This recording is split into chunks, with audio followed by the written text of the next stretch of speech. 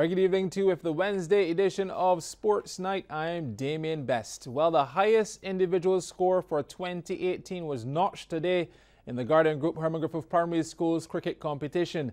Raphael Lovell smashed 143 not out to lead Milton Lynch to 234 for 2 against Wills at Briar Hall. Wills were then restricted to just 55 for 7 as Milton Lynch won by 179 runs. Meanwhile, Wesley Hall continued their winning streak as they defeated St. Stephen's to move their record to 3-0 and qualify for the playoffs from Zone D1.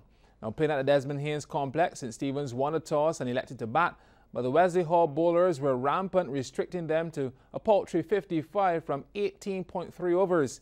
Nazari Sandiford was the man for Wesley Hall as he took 5 for 7 from 4.4 overs, including 3 maidens. Malik Amy also took 3 for 9, while Nathan Otley had 2 for 9. CBC's Akeem Klinkett reports on that innings.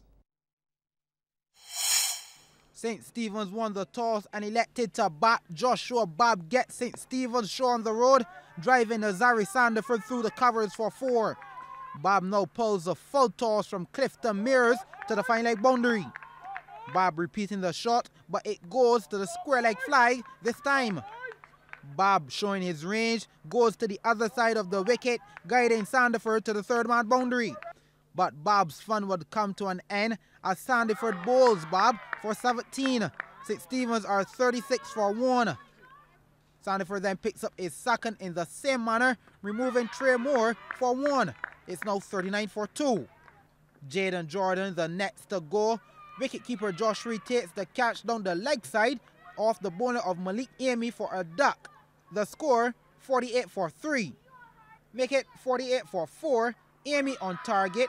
Chris Craig trapped in front for a duck as well. Sandiford continues the onslaught of St. Stephen's now. Rakayo Paul is bowled as well for a duck.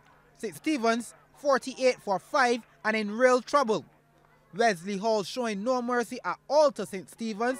The very next ball, Sandiford will go through Zahir Brown's defense. It's 48 for 6. And when it wasn't Sandiford, it was Amy, beating up Jarek Brazy's pad and removing him for a duck. The score, 51 for 7 now. 4 runs later, it became 55 for 8. Christopher Mack is caught at cover by Caleb Jones off the bowling of Nathan Otley. And did I say 8? Well, make it 55 for 9. Otley bowling at the stumps and getting his rewards. The stumps the aim and Rashid Johnson the wicket. And Sandiford would collect his 5-wicket haul to wrap up things. Deep in swinger to Keon Webster. Up goes the finger of the umpire. St. Stephen's are all out for 55 in 18.3 overs. Sandiford finishing with figures of 5 for 7. Akeem Klinkett, CBC Sports. Well, in reply, Wesley Hall scored 56 for 3 in 14 overs to win by 7 wickets. Well, former Sri Lankan cricketer Noan Zoysa has been charged with 3 counts of breaching the ICC anti-corruption code. Owing to the seriousness of the charges, Sri Lanka Cricket has sent him on compulsory leave with immediate effect. Zoysa is the bowling coach of the Sri Lanka A team, and he was part of tours to the West Indies and Bangladesh this year. But it isn't known where the alleged breach is supposed to have taken place. Zoysa stands accused of being involved in attempting to fix or otherwise influence improperly the result or other aspects of an international match, of soliciting fellow professionals to do the same, and for failing to disclose any approach by potential fixers to the ICC anti-corruption unit. Zoysa becomes the second former Sri Lankan cricketer to cop that charge in less than a month to be part of that probe as part of the ICC's ongoing probe into seriousness and allegations of corruption as well, and they're looking to stamp that out. Now, Zoysa becomes, of course, one of the players who retired from international cricket in 2007, having played 30 tests and 95 ODIs for Sri Lanka. He has 14 days from tomorrow to respond to those charges. Well, Comomera defended home turf last evening by defeating Samuel Jackman Prescott Institute of Technology as the Massey United Insurance Senior Schools basketball competition continued last evening. Playing at Waterford in a top-of-the-table clash, Combermere led all quarters before wrapping up the 63-55 victory. Combermere against Samuel Jackman Prescott Institute of Technology in blue. Ranico Brewster with the quick hands to Rashid Maynard. Brewster, well, he wastes the attempted three, but luckily Maynard cleans up the mess. 2 of his team-high 16 points. Those two were proving to be a dynamic duo for SJPI. Maynard with the rebound. Outlet pass to Brewster. Easy does it, had 11. SJPI scrappy, coughing up possession just beyond the halfway mark after the initial steal. Heads up play by Sadiq Bino cashes in. The dynamics of the Combermere team shone through. Jones drive in the lane, dish to Bino. The rest is history. We just could not count out the Combermere team. Carl Thorpe, unorthodox, nothing but net, cancel the charge. Combermere actually led 32-25 at halftime. Jones with the foot speed of Asafa Powell to the hole, finished with 12.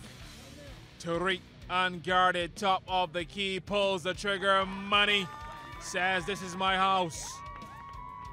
The score 43-37 after 3 quarters, with Combermere in the driver's seat. SJPI trying to get back on level terms, manufacturing 2 points here.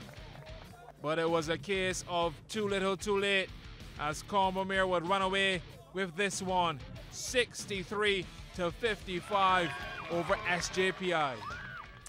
Meanwhile, Alexandra were victorious in their latest fixture of the school's basketball tournament, playing against Frederick Smith on their home turf. Alexandra piled on the pressure in all 4 quarters to walk away with a 25-point victory. CBC's Akeem Plinkett reports. Frederick Smith in the brown at home versus Alexandra. Kaya Dial drives and rises at the rim for the layup. He had a team-high 26 points. At the opposite end, Khalil Austin goes to work, making his way through the paint and producing the floater to get 2 of his game-high 28 points. Frederick Smith doing well to get the defensive rebound here, and they release Ronaldo Wickham, who sees the rim as the finish line and puts the ball through off the backboard to collect 2 points for Frederick Smith. Alexandra turn again, and Austin gets an offensive board now, drives out of the paint and hits the jumper this time, which gets nothing but net. It was a constant back and forth in the earlier exchanges, and Frederick Smith were playing with pace as Dell once again does it by himself, coast to coast for another layup. But Alexandra looked more organized in their play as Nathan Best receives the pass off the bounce and puts it in for 2 of his 12 points. Zahir Sandifer then comes from backcourt to front court, banks it in for 2 of his 14 as Alexandra led at the half 40-21. On the restart, Frederick Smith were looking for openings. Wickham looking to pass, but it gets a deflection. Fortunately, it falls to the hands of Dell and he finishes the job. Timothy Worrell then uses his hardest to get out of a difficult situation. He drives and provides the surgical pass to Dell, who banks it in for 2 more. However, Austin would pull a boss move here, walking down the court and pulls up for the triple, which gets the swish. Austin, a one-man show in the second half, then storms into the paint, pulls up with the floater this time, and it bounces in. Austin doing it all in the second, again walking into the tray as Alexandra would win by 25 points, 64-39. Well, Jeff Panton is tasting the sweet feeling of victory once again as he walked away with the Barbados Rally Club's Flow Sprint Series recently. Panton beat out a competitive field in the 8-run Super Sprint to finish with the best time and his 3rd title on Barbados shores this year. CBC's Akeem Plinkett reports. Barbados Rally Club Super Sprint Series, and let's see who the top 10 were. This is the 3 houses stage, and in 10th spot, Andrew Malalu in his Subaru Impreza. He came down the hill at top speed, switches gears smoothly and lighting up the course. 10th overall with a best time of 2 minutes 55.13 seconds. The time was also good enough for third in the Group A class. In ninth spot, Mark Thompson in his Mitsubishi Lancer Evo 9. He pushes the car to the limit. His machine is in fine working order and he squeezes every ounce out of it, collecting the silver in the Group A class to finish in a best time of 2 minutes 4.23 seconds. In the 8th spot, Mark Thompson. His Ford Escort has some age on it, but still good enough to fight with the big boys. The acceleration evident shows them how it's done, finishing in 2 minutes 3.94 seconds. Thompson also in the silver medal spot in Super Modified 3. In the 7th spot, David Quelo in his Ford Fiesta R5. Smooth driving it was for Quelo, his machine in fine working order. 7th overall, but securing the Group A title. His best time was 2 minutes 3.37 seconds. In 6th position, the Ninja in his Toyota Corolla WRC. Roger Hill shows his driving skills are still in order, the machine adhering to all his directions. 3rd in the WRC class and finishing with a best time of 2 minutes 2.08 seconds.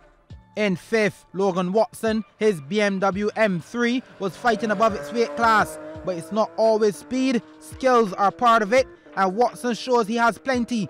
1st in the Super Modified 3 section and a best time of 2 minutes 1.39 seconds.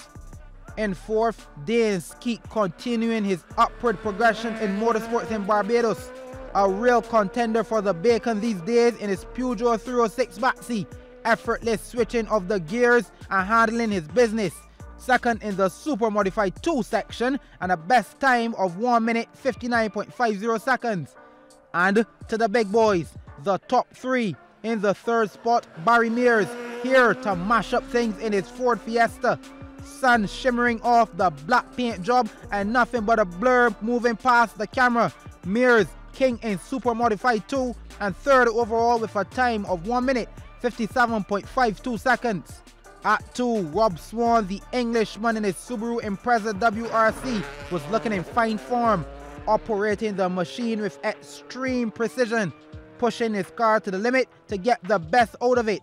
Off the pace of the leader by 55 seconds, but good enough for 2nd overall and 2nd in the WRC group. His best time, 1 minute 55.17 seconds. And on top, the man again, the current king of rallying in Barbados, the Jamaican Jeff Panton. The Rubis Ford Focus WRC in pristine condition. Panton unleashing the beast on the tar and leaving the competition in the dust. King of the sprint and WRC group. His time a blistering 1 minute 54.62 seconds to once again stand tall over them all. Akeem Klinkett, CBC Sports. Well, organizers of Next Generation Basketball have developed an addition to their program, creating what they call the Primary School's Basketball Open Court. The program, which includes children between the ages of 6 and 11, has been operating at the Willie Gymnasium. Once again, CBC's Akeem Klinkett reports. Steph Curry, Kevin Durant, and LeBron James all started at the grassroots level and are the biggest names in basketball in the world. Here in Barbados, Next Generation is laying the foundation for the children to become the next stars through their primary school open court program. Organizer and head coach Zahir Matara says the whole purpose is to get the younger generation playing matches rather than only practicing. What it is really is Next Generation trying to get the primary school age children playing more basketball. We have our program going on which is more for skills and stuff, but we're trying to open up to get them actually playing games. A lot of kids want to play games, so they usually have competitions for cricket, football, netball at this age group, but there's not a set competition for basketball. So we're trying to get the kids involved earlier in terms of games. So we have kids from ages 6 to 11. We do just pretty much an open court. They come out and we put them in teams and they just play games the whole morning. Matara says the ultimate goal is to get a full primary school competition going, and he knows it has to start somewhere. That's why they created the open court program. The goal in its whole would be to get people actually bring in teams to participate. Right now we're just taking individuals and then we put them in teams because obviously the numbers are not that great, but hopefully if we can get something running where we can do this on Saturdays and then even during the school term we can have a primary school competition. that would only help to boost the sport. And even if we start with say 4 or 5 schools and get it started, that's not a problem. But I think initially what we want to do is get it started, and then in long term have a full competition where we can get schools involved. It doesn't even have to be full court. As you see, we're playing 3-on-3, which is you don't need many kids, so we even get this and just get the interest there in all the primary schools. Mutara also added, it's not only for boys but both genders, and he's hoping it can give a boost to female basketball in Barbados. That's a problem I think they got in a lot of sports in terms of the female participation at a younger age. We had about 4 girls, I would say, the first day. I think we got about 2 or 3 today. So we're trying to get them, and the ratio is not bad, but we're trying to get more girls involved as well. We're actually trying to talk with some of the senior national players, former players, and to try to get the girls program, to try to get something consistent for them as well, so younger girls can get involved. So we're trying, hopefully that can also get off the ground, because the girls basketball especially has kind of dipped down within the last few years.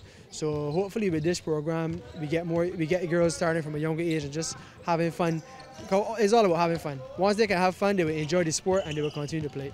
So who knows, maybe a future NBA MVP may be in this group, but only time will tell.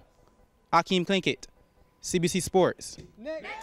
Thanks once again, Akeem. Well, here's what's going on tomorrow, November the 1st, the 5th and final ODI between West Indies and India. That starts at 4 a.m. Live coverage on MCTV Sports Max 1. The last round robin fixtures in the BCA Schools Under 19 competition begin at 11 a.m. St. George against Foundation at Content, The Lodge against QC at Messiah Street, and St. Leonard's versus KFC Ellerslie at Richmond Gap.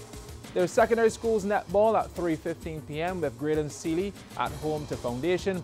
And there's also secondary schools basketball from 3:30. St. Michael against Combermere at Martindale's Road, Dayton versus BCC at Kingsland, and Foundation against The Lodge at Churchill. That's it for the midweek edition of Sports Night. I'm Damien Best. Do enjoy the rest of your evening.